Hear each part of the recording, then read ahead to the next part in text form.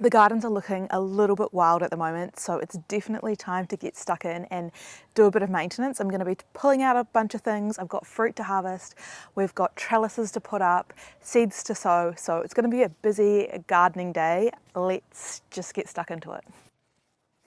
So it can be overwhelming when you've got a lot of things to do in the garden. So I just tell myself I'm going to go out and do one raised garden bed at a time or one little spot at a time, and that always ends up moving on to a lot of other things. Like, isn't it crazy that from one radish seed we planted this radish, and now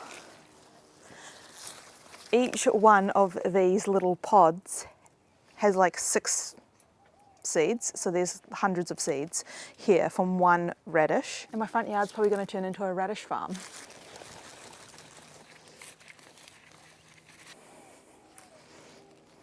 So I'm going to start 2 piles, one of all the spent radishes and greens that I can chop and drop and put them into the garden, and the other is going to be more weeds like that have gone to seed that I don't want spreading throughout the garden.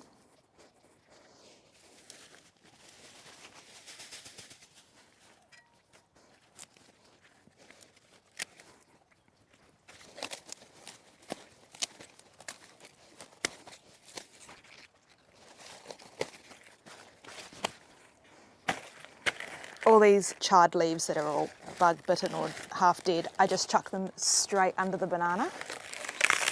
Handy having this banana right next to my raised garden beds, because all winter long I've just been throwing in any of the spent leaves here as like an in situ compost to feed the banana. And it's like just steps away from the raised garden beds. So I think that's a really good idea, is if you don't have a compost bin near your raised garden beds, is to have somewhere that you can just chop and drop and feed something, especially something heavy, like a heavy feed like a banana. We'll be loving all of this if I can find room in between all of the Queensland arrowroots that are starting to pop up.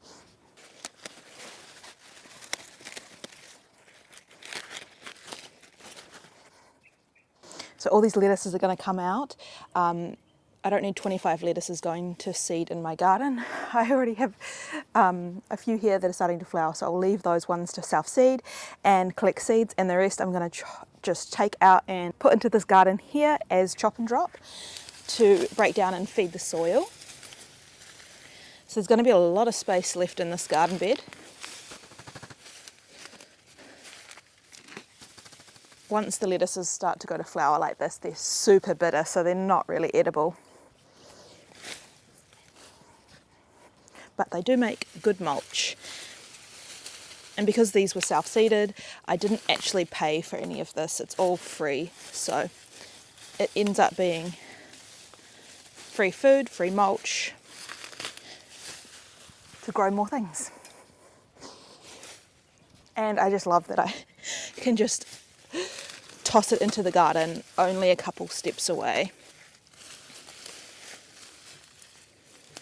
Always got to keep an eye out for the little frogs that could possibly be hiding in here.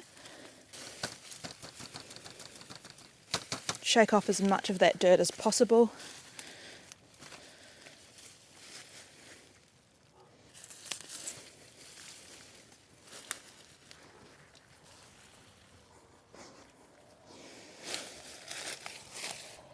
Careful not to shade out my little random strawberry down here.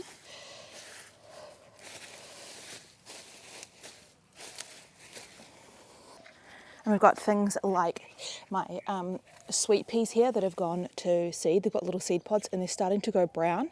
So they're pretty much ready to go, to be picked. And then I can dry these out to save seeds for next year, because I'm definitely going to be planting these beautiful sweet peas again. And now I have a whole lot more seeds. I don't know how I've got Queensland arrow in here. I must have put that in, but I can go out.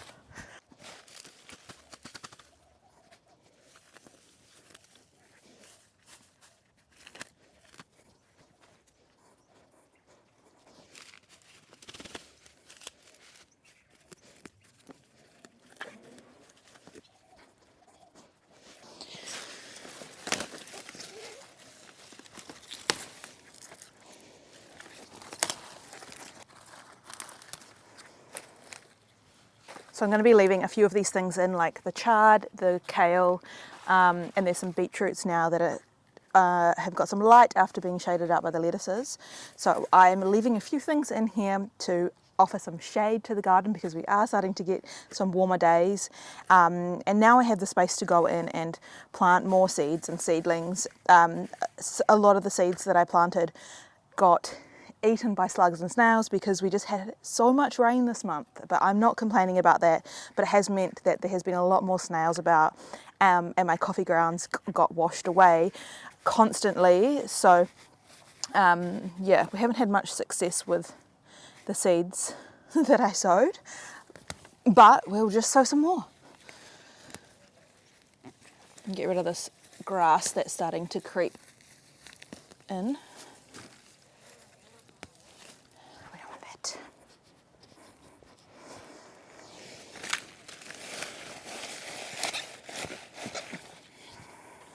Alright, so we've got one done, which didn't take very long. I mean, there's still a little bit of grass I need to get out of there, but you can see all the gaps. But also, we're not starting from scratch. I've still got a few things in there to act as shade.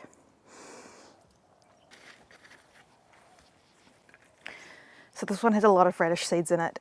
This one's already snapped over. So I'm going to be keeping this, and I'll just pop it somewhere to dry out to save all these seeds, because this is one of my purple radishes, which was really fun to grow this year, so I want to save those seeds. I do have to be extra careful in here because of our resident frog, which has been MIA for a few weeks, got scared away. So I'm not entirely sure where he is. Old Kevin. So that just pulled out sage with a weed.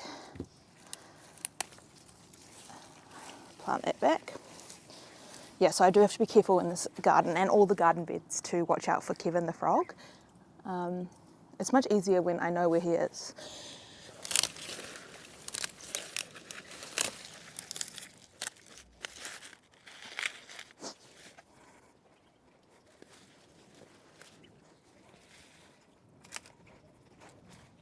So this is the plant where Kevin's been hanging out, but he hasn't been here for a few weeks. And now there's just a lot of snails. So I think it might be safe to take this out. There's still plenty of spots that he can hide in the garden.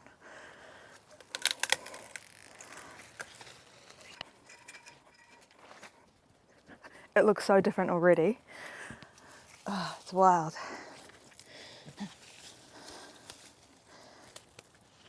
I mean, this is kind of why I do prefer perennials over annuals, is because there's so much less work involved. You don't have to do this every season.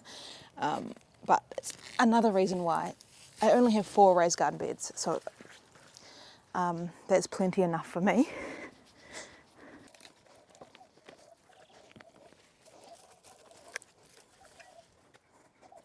I might let these Asian greens go to seed because I don't have a lot of those seeds left. So things like these stems are really easy because they're straight, to just lay them down into my mulch lines.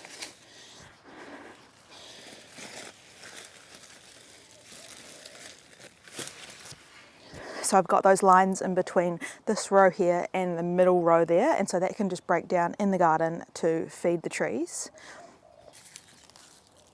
And then the ones like this that have the big fat seed pods on them, if I put these in the garden, they're going to reseed next year, which is going to happen anyway because I've already got so many radishes self-seeded in that garden. But some of these I am going to save. So all I'm going to do is put them somewhere dry. And then once they're gone hard and dry, I can crack them open and save the seeds.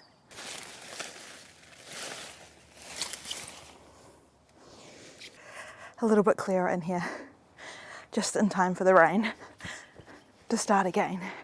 So we've got some typical spring weather with sunshine and rain, so I thought I'd take the time while it is showering to plant my strawberry patch. So I got a bit distracted at the shops the other day and picked up these strawberries. So it's a pack of 6 with 3 different types. We've got Temptation, Fresca and Sweetheart. and I'm going to pop them here in this raised planter box that is on wheels, so I can push this in and out of the sun and the shade. I do have like a half dead looking chili plant that I've overwintered. It's starting to push out new growth, so we'll see. It's quite a few years old at this point, so I could probably take that out and refresh it, but for now I'm just going to leave it. So I've topped up this garden bed with some compost and some chicken manure pellets. Now I'm going to put on the mulch, which is triple C mulch with the chicken manure in it as well. So I'll put the mulch on first actually, and then I'll plant these in rather than trying to put the mulch around them. I feel like that might be easier.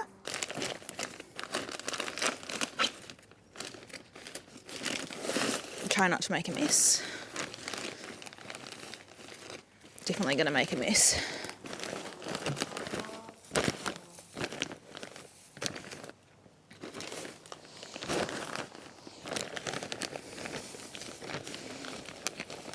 So the good thing about this mulch is that it is going to keep the moisture in, but it's also going to break down and feed the plants, giving them a little bit of a slow release fertilizer. And then we have my worm tower here. So this is a pipe that has got holes drilled in the side of it, and then I put my veggie scraps in the middle, and then the worms go in and out of the garden bed and the tower to distribute nutrients, and I can just pull it up and move it to other places. All right. So now we've got that in place. Let's pop some of these strawberries in. So I have 6. So I'm just going to spread them out randomly throughout the bed. All right, so we'll see, we've got 1 there, 1 there, 1 there, 2 there, and maybe I do 3 there, 2 there. And then I might plant something here on the corner that can grow up this trellis to give it a bit more shade during summer.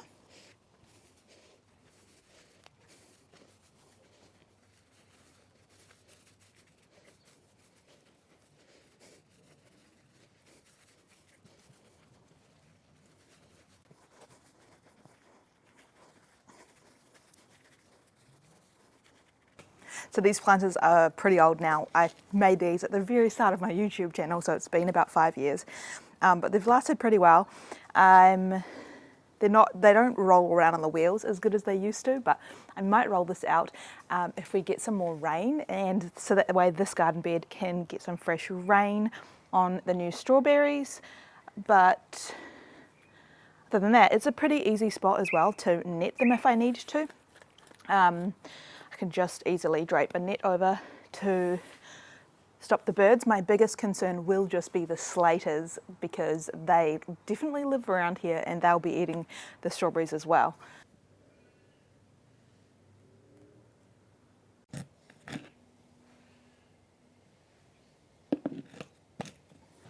Okay, it's starting to rain. Let's see if I can push these out. Could be a mission.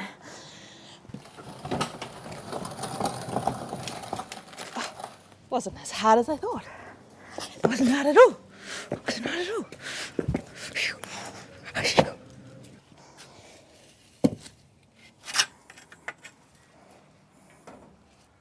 So another job on my list is to get up the trellis for the second kiwi berry.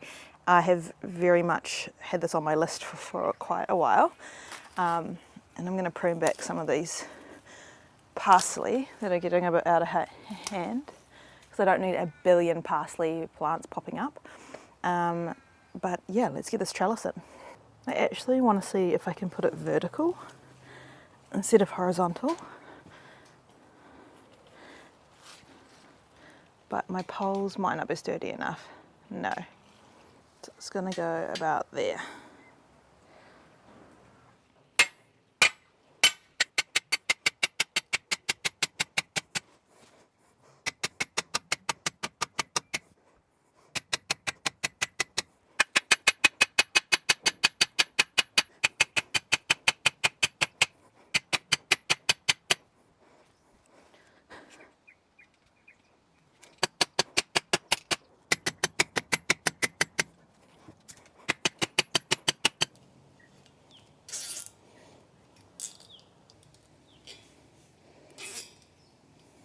So I'm just zip tying this on. It's a really quick and simple way to do it, but you could use wire ties or anything like that.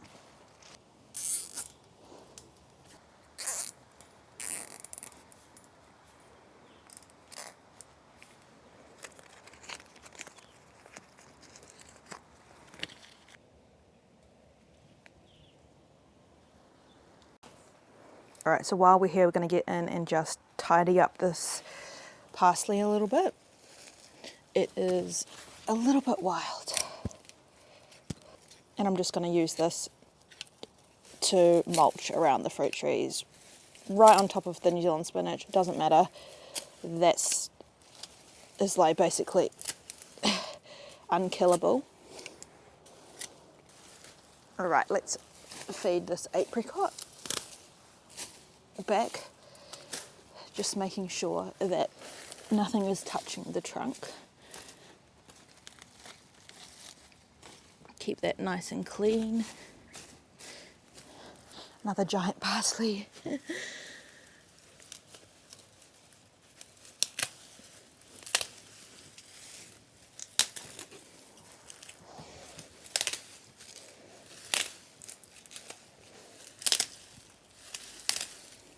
Like literally everything in my garden is just mulch. We just want extra growth to chop and drop. And then it can just break down and feed the plants.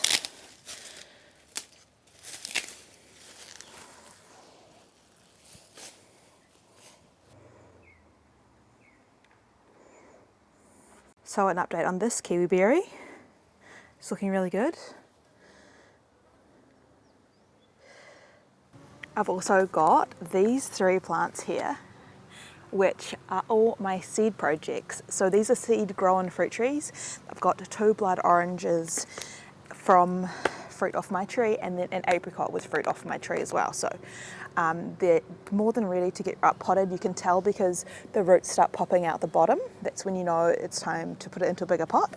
So I'm basically just going up in stages. So I'm not putting them in a huge pot. I'm just going up, at least double. But yeah, interesting to see how these go. They've grown really fast. I'm also going to take the top tip out of this as well to start branching it out. So it starts branching out really low.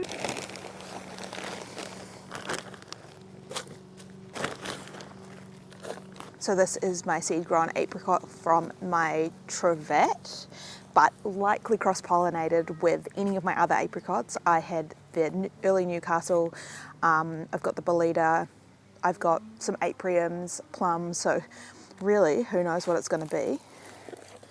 It's definitely dry, so we'll give it a nice big water. It's grown so fast. I planted this at the start of spring, so it's only like maybe 2 months old.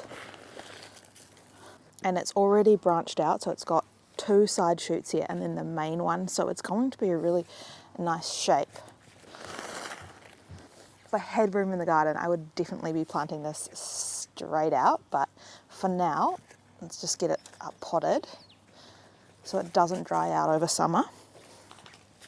And then we have my 2 blood orange. Again, these could have been cross-pollinated with any of my citrus in my garden, so it'll be interesting to see how they go and also how long it takes. Hi. You come and help.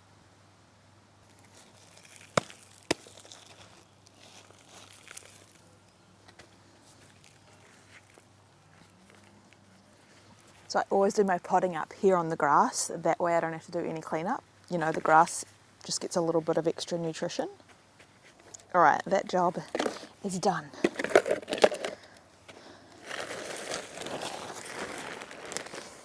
So I've been meaning to harvest these. They're more than ready. And once I've picked the fruit, I'm going to repot this loquat and then give the limbs a bit of a prune because they're quite, as you can see with all this fruit on here, they're quite like long and leggy. And so when I give them a cut, once the fruit's off, it's spring, so it's shooting all new growth, so we can get a lot more of a bushy plant.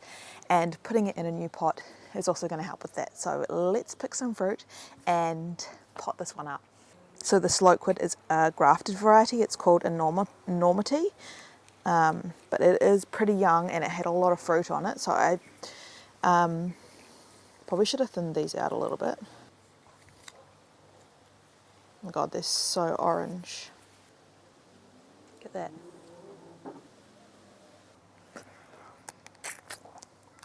Definitely ripe. They're super sweet and they don't have any acidity. I like them when they're a little bit sour still. All right, so I've snipped these ones. I'm just gonna snip this one maybe here. And now I have a much more compact bushy plant. And once one of these gets a bit taller, I'll tip prune that as well to then bush that out so that they've got multiple stems coming out everywhere and we can get a really nice big bushy loquat tree. But now let's repot. So I just soaked it in a bucket of water to get it nice and hydrated before I pot it up.